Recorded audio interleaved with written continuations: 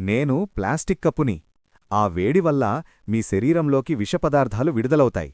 అందుకే గాజు లేదా సిరామిక్ కప్పులో తాగండి. ఇది సురక్షితం. నేను మీ టెఫ్లాన్ ప్యాన్ని. నా మీద గీతలు పడితే వెంటనే నన్ను దూరంగా విసిరేయండి. నిప్పుకు గురైనప్పుడు ఆహారం కింద కనిపించే పొర విషాన్ని విడుదల చేస్తుంది. దానివల్ల లంగ్స్ మరియు హెల్త్కి హార్మ్ఫుల్.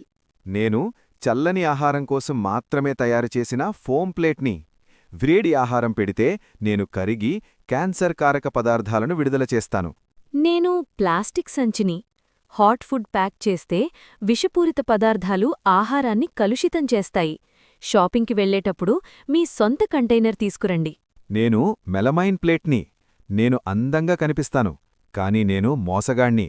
నన్ను మైక్రోవేవ్లో పెడితే నేను మీ ఆహారంలోకి విషపదార్థాలను విడుదల చేస్తాను. నన్ను చల్లని వస్తువులకే ఉపయోగించు.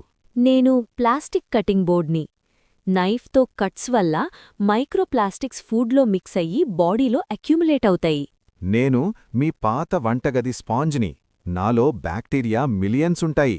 డిషెస్ క్లీన్ చేస్తున్నట్టు జర్మ్స్ స్ప్రెడ్ చేస్తాను. నెలల తరబడి నన్ను వాడకండి. నేను న్యూస్ ప్రింట్ ఇంక్ని.